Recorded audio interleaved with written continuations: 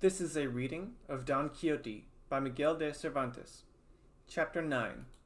in which is concluded and finished the terrific battle between the gallant Biscayan and the valiant Manchegan.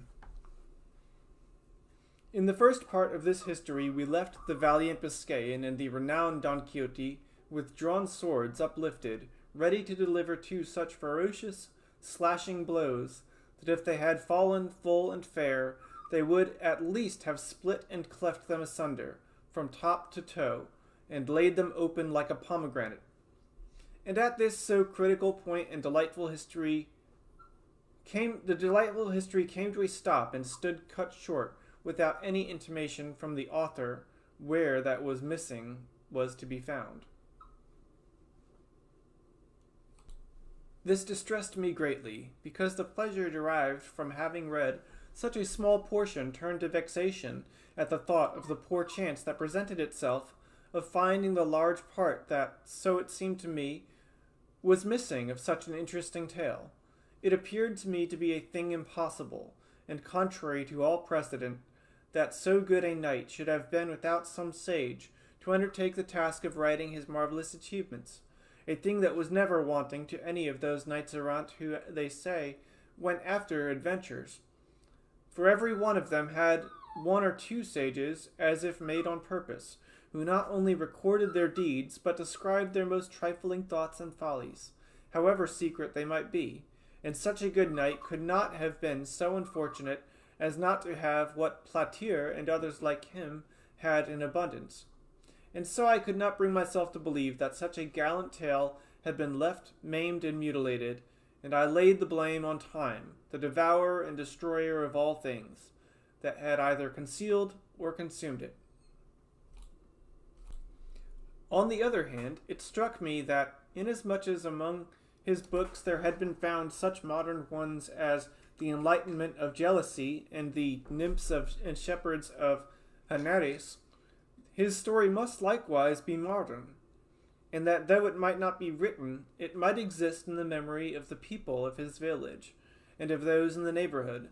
This reflection kept me perplexed, and longing to know, really and truly, the whole life and wondrous deeds of our famous Spaniard, Don Quixote of La Mancha,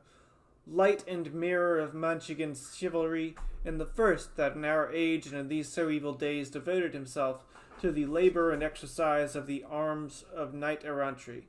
righting wrongs, succoring widows, and protecting damsels of that sort that used to ride about, whip in hand, on their palfreys, with all their virginity about them, from mountain to mountain and valley to valley. For if it were not for some ruffian or boor with a hood and hatchet or monstrous giant that forced them, there were in days of yore damsels that at the end of 80 years, in all which time they had never slept a day under a roof, went to their graves as much maids as the mothers that bore them. I say then that in these and other respects our gallant Don Quixote is worthy of everlasting and notable praise, nor should it be withheld even from me for the labor and pains spent in searching for the conclusion of this delightful history. Though I know well that if heaven, chance, and good fortune had not helped me, the world would have remained deprived of an entertainment and pleasure that for a couple of hours or so may well occupy him who shall read it attentively. The discovery of it occurred in this way. One day, as I was in the Alcana of Toledo,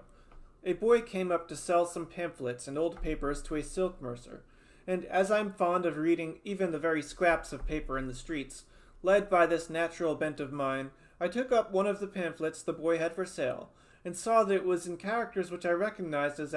Arabic,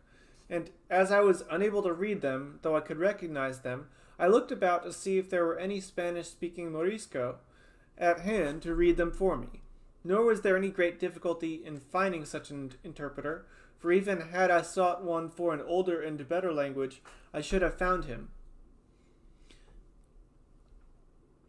In short, chance provided me with one, who, when I told him what I wanted and put the book into his hands, opened it in the middle, and after reading a little in it began to laugh. I asked him what he was laughing at, and he replied that it was at something in the book had written in the margin by way of a note. I bade him tell it to me, and he still laughing, said, "In the margin, as I told you, this is written. This Dulcinea del Toboso, so often mentioned in this history, had they say, the best hand of any woman in all La Mancha for salting pigs." When I heard Dulcinea del Toboso named, I was struck with surprise and amazement, for it occurred to me at once that these pamphlets contained the history of Don Quixote. With this idea, I pressed him to read the beginning, and doing so, turning the Arabic offhand into Castilian, he told me it meant History and of Don Quixote of La Mancha, written by Said Hamet Benengeli, an Arab historian. It required great caution to hide the joy I felt when the title of the book reached my ears. In snatching it from the silk mercer, I bought all the papers and pamphlets from the boy for half a real.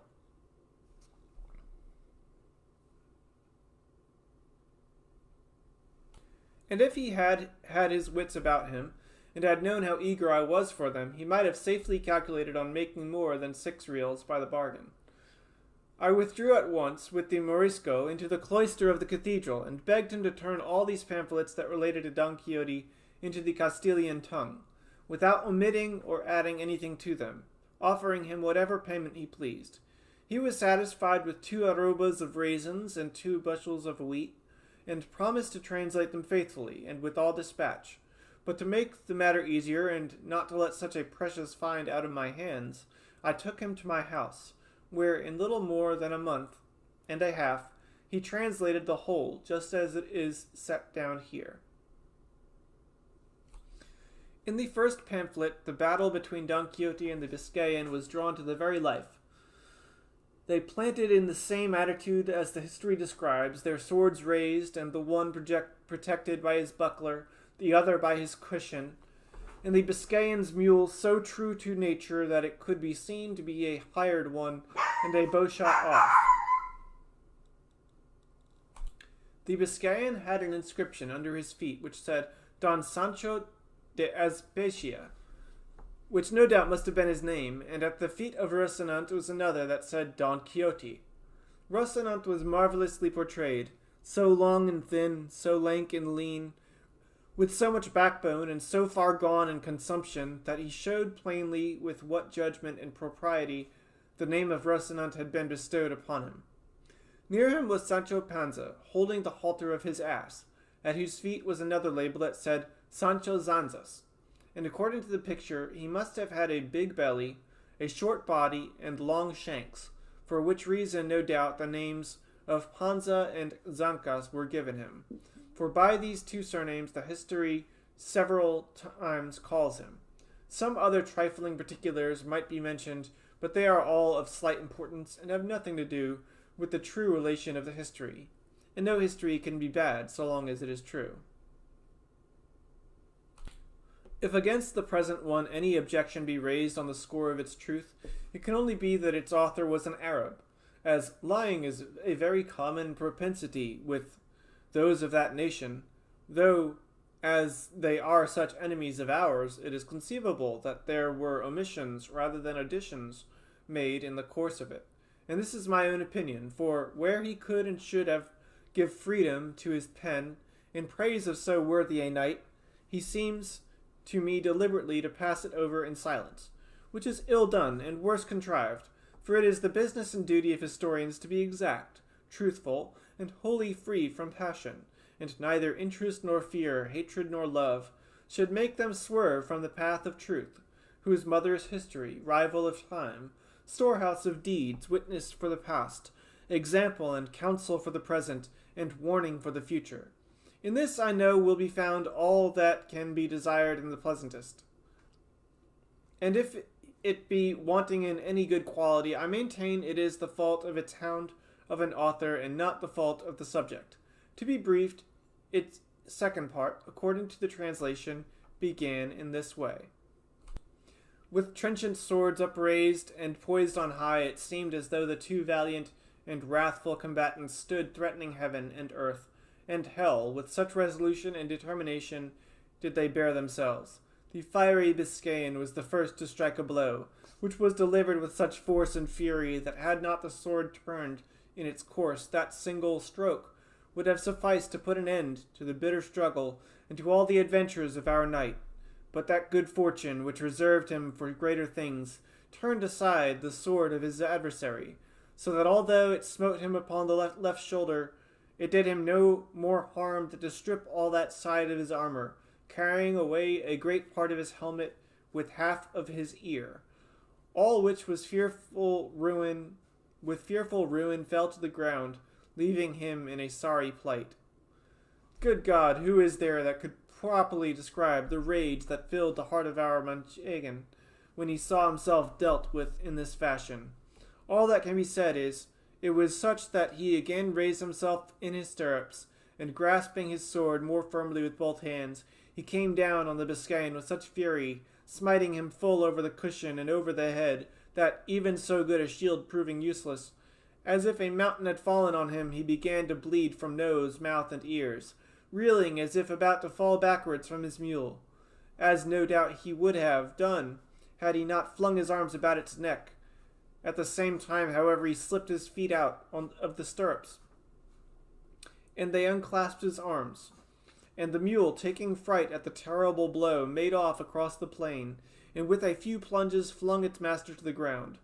Don Quixote stood looking on very calmly, and, when he saw him fall, leapt from his horse, and with great briskness ran to him, and presenting the point of his sword to his eyes, bade him surrender, or he would cut his head off. The Biscayan was so bewildered that he was unable to answer a word, and it would have gone hard with him, so blind was Don Quixote, had not the ladies in the coach, who had hitherto been watching the combat in great terror, hastened to where he stood, and implored him with earnest entreaties to grant them the great grace and favor of sparing their squire's life, to which Don Quixote replied, with much gravity and dignity, "In truth, fair ladies, I am well content to do what you ask of me, but it must be on one condition and understanding, which is that this knight promise me to go to the village of El Toboso, and on my behalf present himself before the peerless lady Dulcinea, that she deal with him as shall be most pleasing to her." The terrified and disconsolate ladies, without discussing Don Quixote's demand, or asking who Dulcinea might be, promised that their squire should do all that he had been commanded. "Then, on the faith of that promise," said Don Quixote, "I shall do him no further harm, though he well deserves it of me." This has been a reading from Don Quixote as found on Gutenberg.org.